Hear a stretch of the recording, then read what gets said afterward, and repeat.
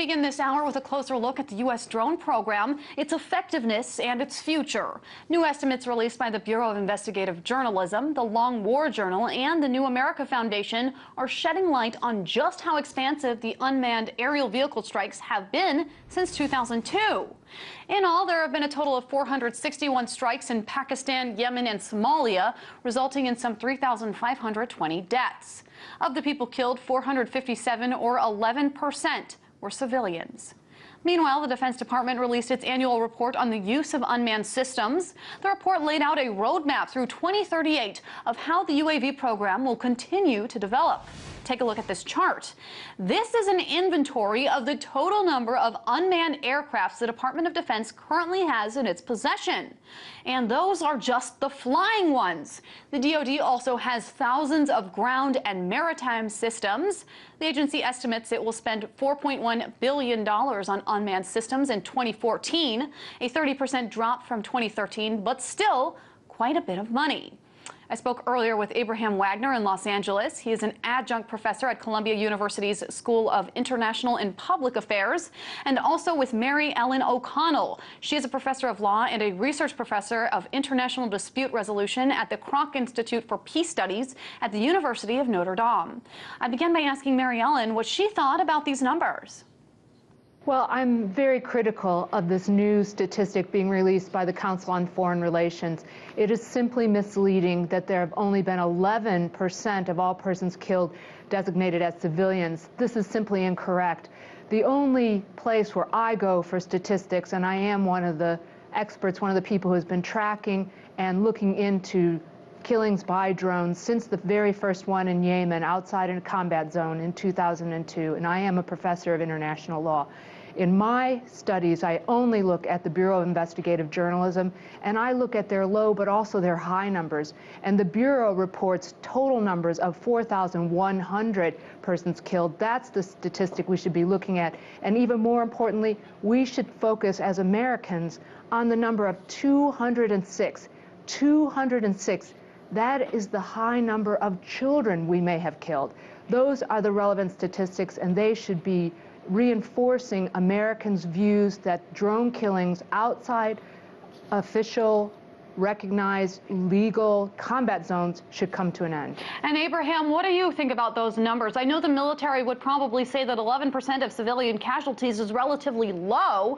When you look at the effectiveness of these programs overall, that is that your sense of it? No, it really isn't. I think that the number of casualties given the situation are fairly low. The 11%, and I agree with Mary, it's hard to, pick any particular source and say this number is right or that number is right, even if we accept the 4,000 number as a reasonable estimate, and we look at the 11% number in Zenko's report from the Council on Foreign Relations, that, it's an aggregate number. The number of civilian deaths, for example, if we look at the past 4 years in Pakistan, we're talking in the 1 to 3% range. If we're looking at Yemen, the numbers are much higher in the 14% range. But warfare is not sanitary. There really is no such thing as surgical strikes, and anytime you're engaged in warfare, there's going to be collateral damage. And it's highly unfortunate that the collateral damage often involves civilians, women, and children, but that's the nature of warfare. And the nature of warfare these days, as we've seen post 9/11, is not the same type of warfare we faced in decades prior. They are not declared wars. They're not necessarily official wars. And, I'm a law professor as well at Columbia, also at UCLA. And when we teach the law of war, the sort of things we're teaching are old wars. We're in a new environment and a new regime. Now, Mary Ellen, you kind of touched on it before, but one of the problems is the classification of what exactly a militant is. A militant is defined as all military-aged males in a strike zone, regardless of whether or not they participated in combat activities. Could the civilian death toll be even higher than you estimate or than this report estimates, given that classification? Well, I have to disagree with Abraham when he said that we're in a new kind of warfare and therefore the way we classify people has to change.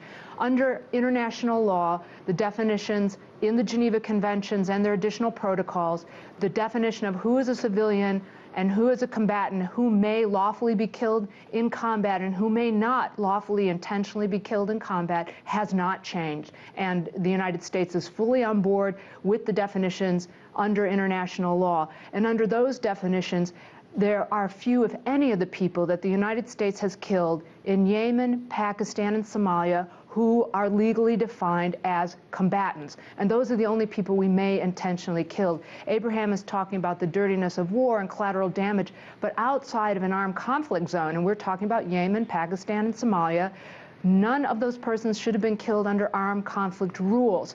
They perhaps could be killed in the attempt to arrest them, resisting arrest under peacetime law enforcement rules, but we haven't been invited to do any of that kind of arrest in any of these countries. So let's be clear, under international law, which is the law that binds the United States and all countries resorting to military force, 4,000 people killed is an unacceptable, unlawful, and reprehensible number, and it should end. Abraham, do you want to respond to that? I don't agree. We've selectively decided to ignore international law and these definitions since 9/11 when it suits our desire to do so. The kinds of definitions that are contained in those conventions are antiquated. The people that took out 30-some civilians in the last couple of days in Russia were not following these rules. The activities we've been engaged in post 9/11 don't necessarily follow these rules and these definitions. And I probably agree with the Council on Foreign Relations and probably with Mary Ellen that these definitions are in fact antiquated. You're not going to find the people that seek to do us harm, that seek to kill Americans, qualifying under antiquated definitions. And as Seiko says in the piece, these definitions need to be modernized and changed.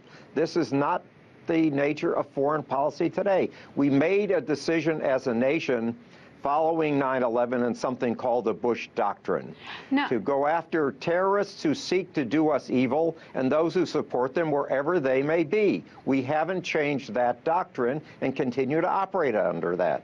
So long as we do that, these definitions don't apply. The doctrine that doctrine Abraham is talking about is a unilaterally imposed political view of the Bush administration. This is not what President Obama was talking about in May of this year, last year, 2013, when he said the United States would comply with international law. He did not say that these were antiquated rules. His lawyers and he tried to shove what they were doing into the accepted current rules of international law. They didn't talk about antiquated rules. So I'm afraid Abraham's view about the United States' position on international law is incorrect. We have not sought to change the rules. We have just sought to evade analysis of the actual facts of what the United States is doing. And that's, I assume, why there's so little official U.S. commentary on to justify under international law these killings. Let's take a very recent example. Mary Ellen, let me jump in there. Abraham, the DOD's report says it is reducing the amount of money it spends on unmanned technology. Is that a good sign in your opinion? I think it's a bad sign. The one thing I think most people will agree on is that unmanned vehicles or drones, and I guess the new term that the Defense Department is calling them non-piloted aircraft, these things save lives and they save money. One of the great numbers which we need to focus on is that since we've started military operations in the tribal areas, places like Waziristan, which are horribly inhospitable, we have lost absolutely no American lives in aircraft. Thank you, guys. Thank you so much for, I'm sorry, I'm going to have to cut you off there, Abraham. We're just out of time. This is a wonderful discussion, one that needs to continue. Mary Ellen O'Connell, a professor of law at the University of Notre Dame in New York, and Abraham Wagner, adjunct professor at Columbia University in Los Angeles.